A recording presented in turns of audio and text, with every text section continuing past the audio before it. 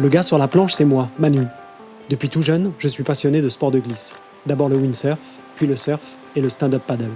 J'aime être dans l'eau, entouré de nature. Karine, ma femme, partage cette passion avec moi. Ensemble, nous avons 2 filles, Lou, la grande, et Shadé, la petite. Tous les 4, nous parcourons la planète à la recherche de spots, mais aussi parce que le plus court chemin vers soi-même conduit d'abord autour du monde. Chaque voyage est pour nous l'occasion d'appréhender d'autres modes de vie et de partager nos expériences. Depuis longtemps, nous rêvons de nous rendre dans les îles de la Ligne, une des régions les plus isolées du monde, au milieu de l'océan Pacifique. L'île de Fanning, aussi appelée Taboaeran, est notre destination.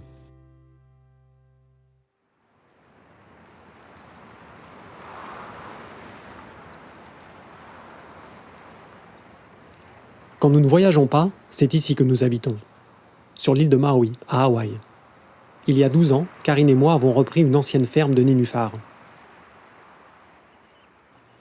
Nous nous sommes attachés à redonner vie à ce lieu qui est devenu notre maison et qui, en plus d'assurer une source de revenus, nous offre une belle relation avec la terre.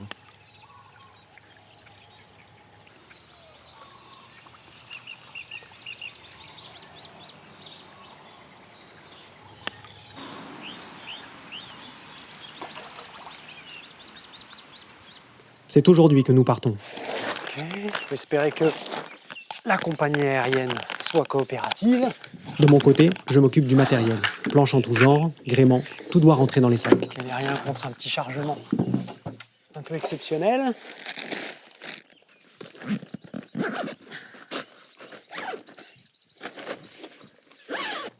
Karine, quant à elle, s'occupe du reste de nos affaires. Alors, un des trucs les plus importants, les médicaments.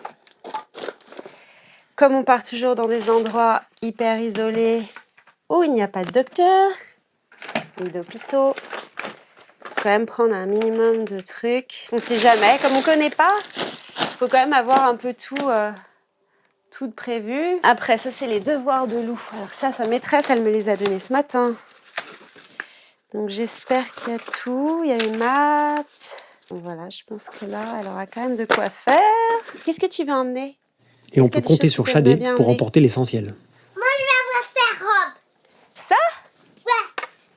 Ouais. Ça, ma puce, c'est quand même peut-être un peu radical pour les îles où on va. T'es sûre ? Ça va prendre toute la place dans la valise. Regarde, il n'y a plus de place maintenant.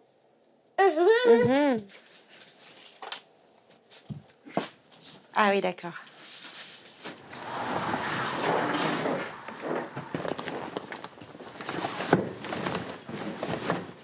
Tout est chargé et maintenant, direction l'aéroport international d'Honolulu. Je suis prête pour ce long voyage.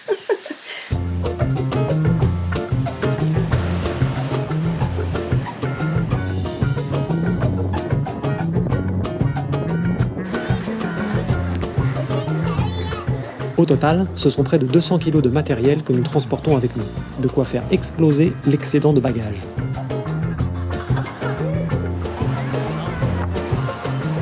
So you're looking at a total of 1,440.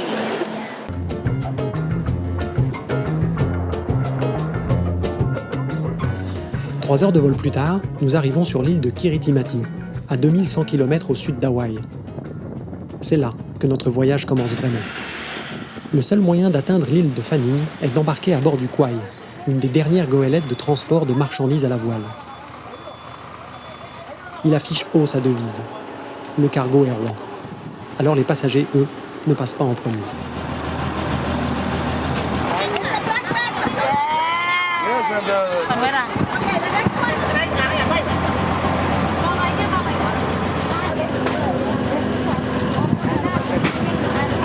C'est quand même la première fois qu'on fait un embarquement avec sur une palette dans un filet. Je pense que ça va être vraiment... Les filles sont ravies parce que j'ai dit à Shadé que c'était une sorte de manège. Elle est contente. Et c'est une expérience incroyable.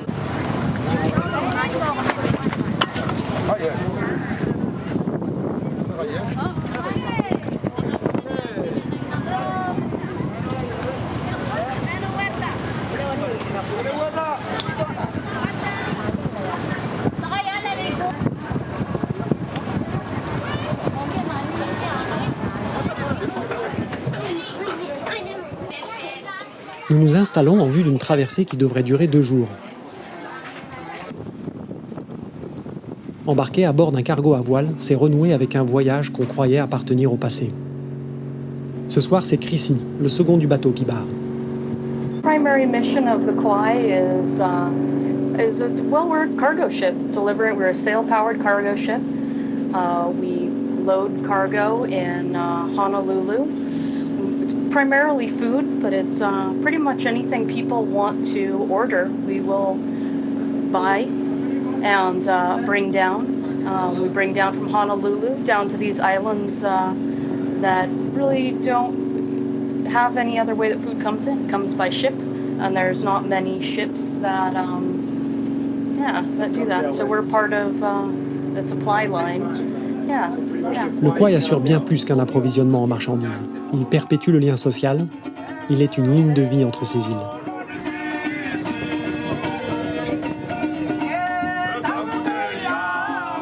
Voyager à son bord, c'est bien plus qu'utiliser un moyen de transport.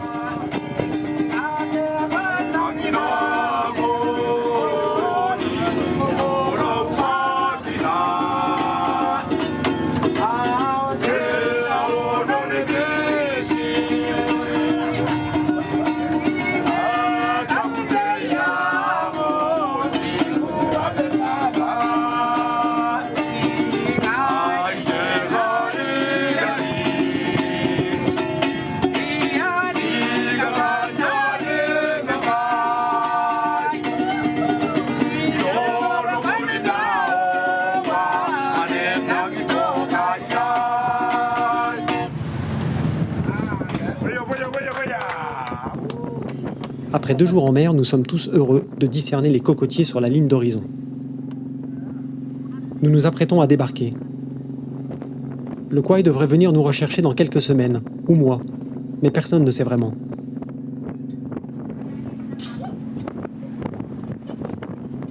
Comme il ne vient que sporadiquement, son arrivée constitue toujours un événement.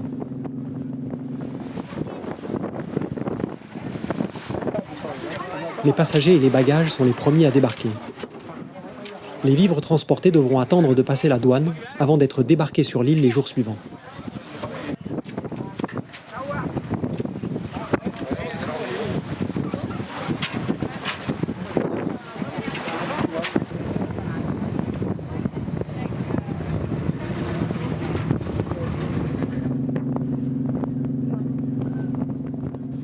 Nous posons enfin le pied sur la terre où nous allons passer les prochaines semaines, ou plus, au gré des rotations du Kauai. L'île de Fanning, aussi appelée Taboeran, fait à peine 34 km² et est une des plus petites de la République insulaire de Kiribati. Elle a été découverte en 1798 par Edmund Fanning. Les 2500 âmes qui peuplent aujourd'hui cet atoll perdu au milieu de l'océan Pacifique vivent une existence simple, sans eau courante ni électricité, au milieu d'une nature préservée et resplendissante. Pour nous, Fanning est la promesse d'une belle vague et d'une expérience pas comme les autres.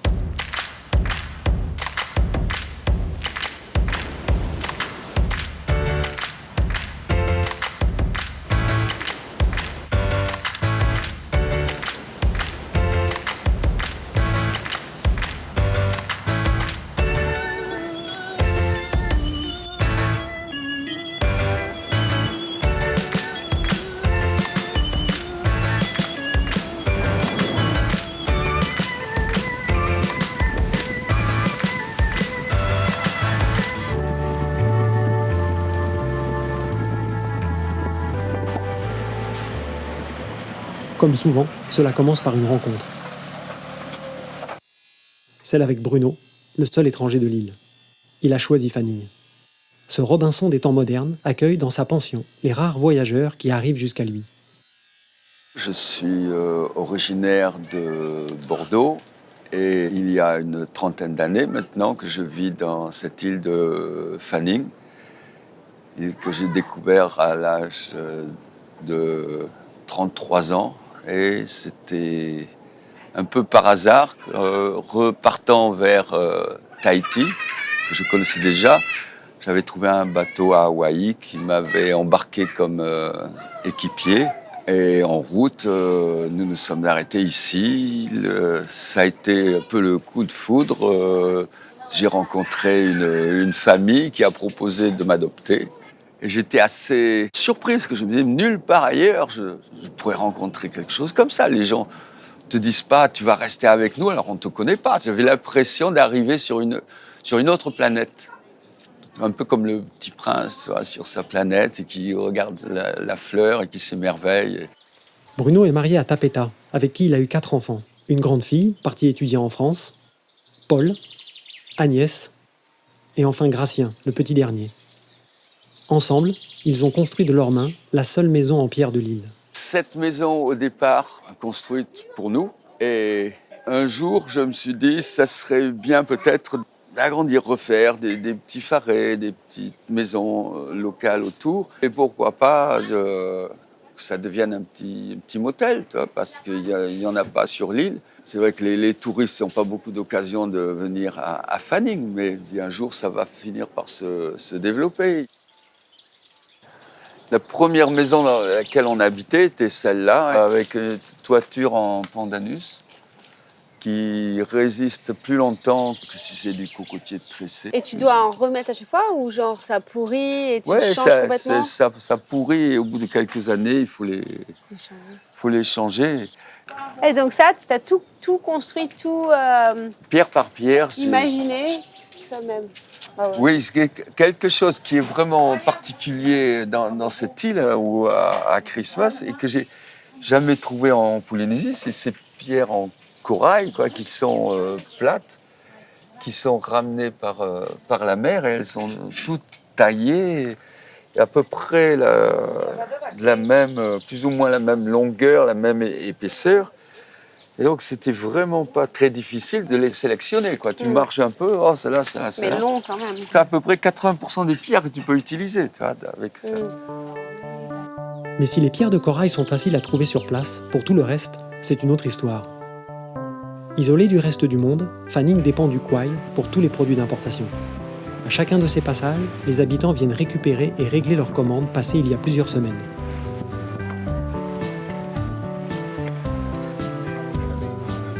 Ici, la notion de développement durable prend tout son sens.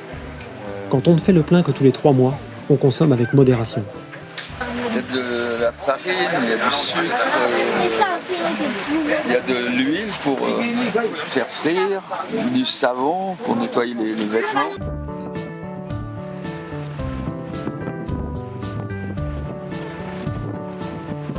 Malheureusement, il arrive que certains produits supportent mal le voyage.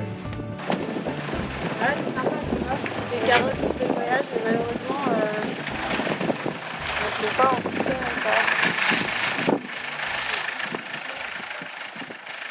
Pour vivre heureux, il faut savoir se passer de tout, nous dit Bruno. Mais à force de persévérance et d'ingéniosité, les nuits à la belle étoile sont devenues très confortables. Persiennes et panneaux solaires y sont pour quelque chose.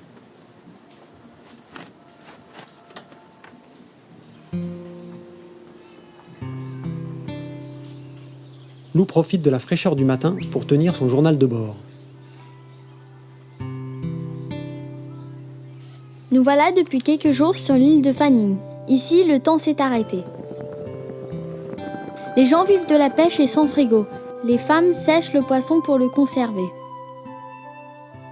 Les animaux sont partout en liberté.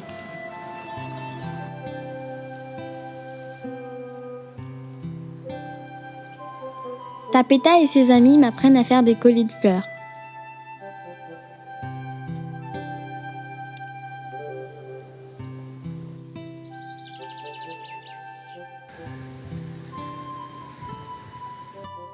Tout le monde se connaît ici.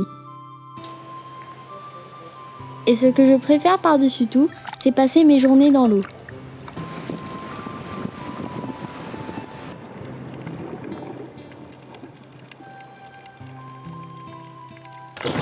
Même quand il pleut à torrent, ça rafraîchit. Par contre, à terre, il faut s'abriter tellement ça tombe fort. Du coup, je suis obligée de faire mes devoirs. Sa maîtresse, elle lui a passé quand même une bonne petite pile de devoirs à faire, plein de mathématiques, géométrie. Donc comme on avait pris un peu de retard parce que les activités aquatiques avaient un peu pris le dessus, là il pleut aujourd'hui, bon, donc on rattrape. Un monster médecine. Mais bon, je suis pas trop à plaindre non plus. Ma sœur, elle, va tous les jours à l'école.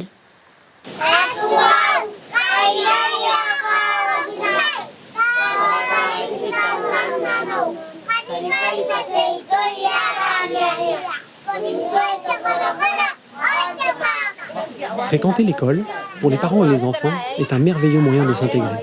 Alors, dès notre arrivée sur l'île, nous avons inscrit Shadé à l'école maternelle. Et ça n'a pas l'air de lui déplaire. Moi, j'aime bien travailler. Toi, t'aimes bien? Tu crois que dans cette école, ils travaillent bien, les enfants? Oh, je crois. Ouais. Les enfants ici, là, ils sont beaucoup plus avancés que la preschool de Mao. Ils font pas les lettres, ils apprennent pas encore à les écrire. Ils savent compter, ils savent un peu l'alphabet. Mais ici, ils apprennent à écrire, c'est super. Mais la grosse différence se voit surtout quand l'école se termine. À Fanning, les enfants sont rois.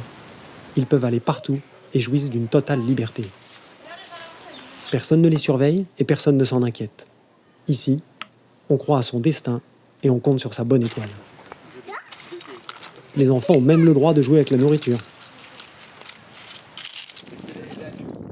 Pendant que les enfants s'amusent, Bruno, lui, va chercher de quoi nourrir sa famille et ses hôtes.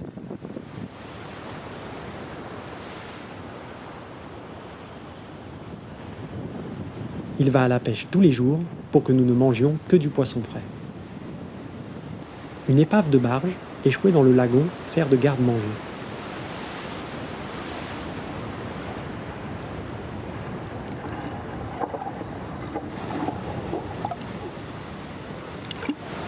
Bruno ne revient jamais bredouiller.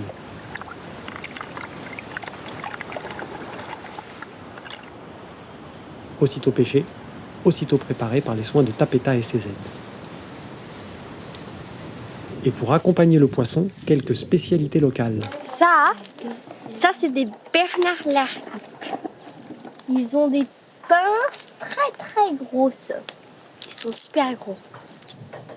Mais aussi le fameux crabe de cocotier et les frites façon Fanning. Comme des French fries, servis en larbin. Ah, c'est le fruit de l'arbre. On va se régaler. Les ressources de l'île sont limitées, mais Tapeta parvient à tirer le meilleur de ce que la nature et le kouai mettent à sa disposition. Un savant mélange d'épices et d'amour pour la cuisine nous font découvrir ce fameux crabe. Je pense que sur du pain, c'est pas mal. Bruno a dit que c'était comme le foie gras, quoi. Donc, Tu veux la tarte à la banane, Khaled? La bonne tarte à la banane. ouais, c'est très gras, quoi. Ce soir, nous faisons la connaissance de Lotta, un ami de Bruno. Il est connu sur l'île pour les couteaux traditionnels qu'il confectionne. C'est quoi? Comment ça s'appelle, Paul, ça? Tereré. Tereré? Tereré. Tereré. Tereré. This one the shark fish. Shark. Shark? Shark. And is 1 week. 1 week. Yeah. To weave? 1 week? Starting. Donc, est-ce que ça, il l'utilisait vraiment pour se défendre ou... Oui, pour se battre. Comme celui-là. Ça doit vraiment pas faire du bien. Hein. Comme celui-là. Mais cet artisanat ne suffit pas à faire vivre les habitants de Taboeram. Ouais, doux, quoi. C'est doux. La vraie ressource de l'île, c'est sous l'eau qu'on la trouve. Prisée par l'industrie cosmétique, cette algue est essentielle à la confection de nombreuses crèmes. Elle est devenue en quelques années l'or vert de l'île.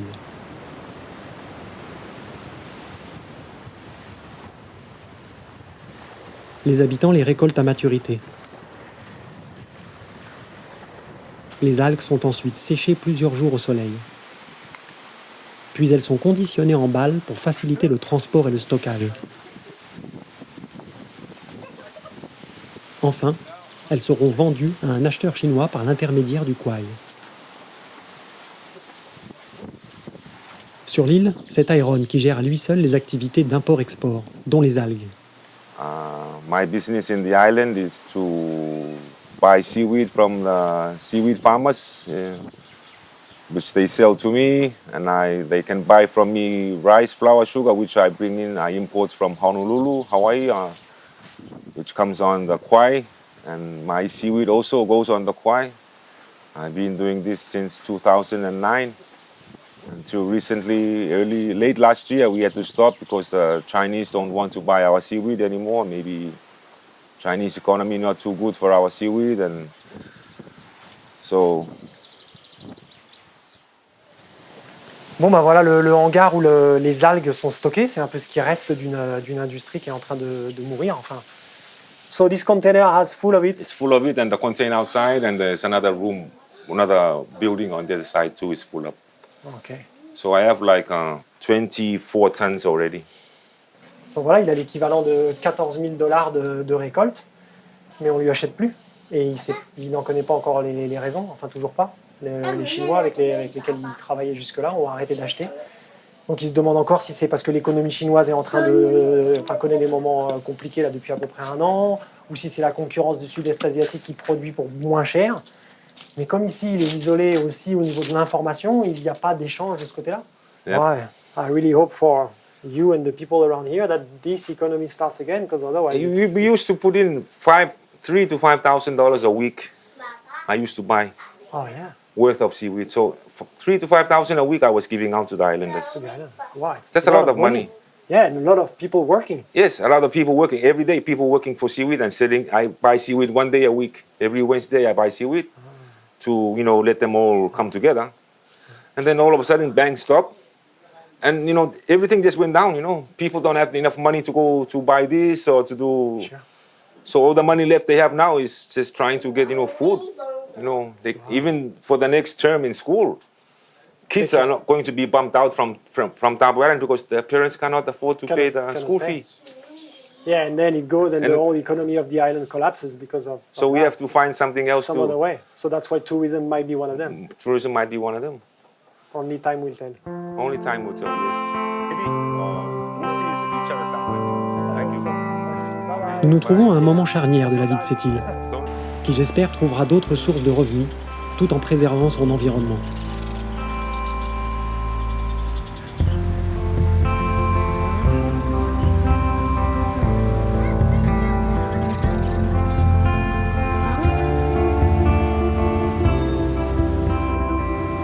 En quelques semaines, nous nous sommes beaucoup attachés à cette île.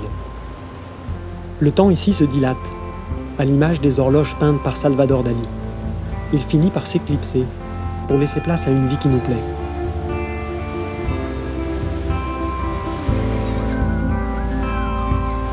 Les habitants se sont habitués à notre présence et nos sessions de surf deviennent même de véritables attractions pour les enfants du coin.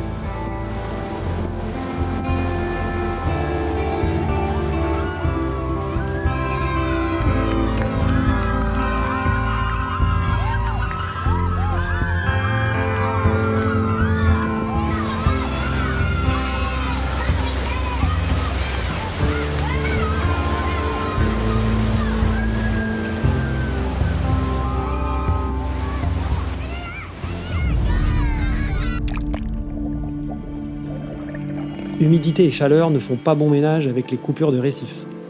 Même bénigne, la mienne se transforme en staphylocoque et m'oblige à rester quelques jours hors de l'eau. C'est vachement mieux, je trouve. Et on remarque quasiment plus rien, les deux pieds sont presque pareils. Faut que je continue bien à en prendre soin, quoi. Mais c'est un beau bouillon de culture ici, ça, pour tenter les expériences, c'est pas mal. Donc ma petite crème antibiotique. Karine, elle, de son côté, s'offre des sessions de kite mémorables.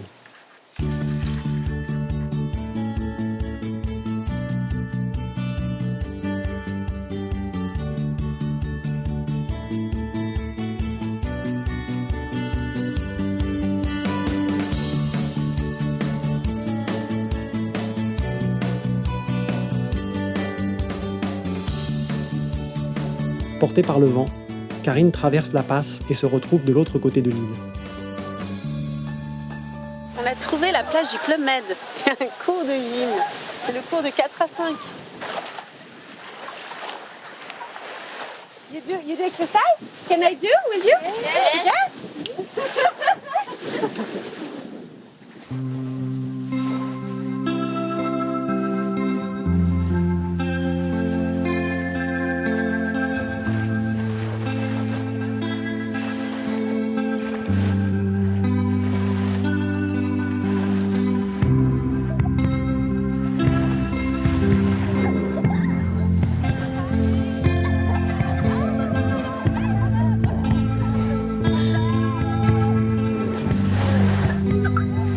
J'ai entendu dire que voyager sans rencontrer l'autre, ce n'est pas voyager, c'est se déplacer.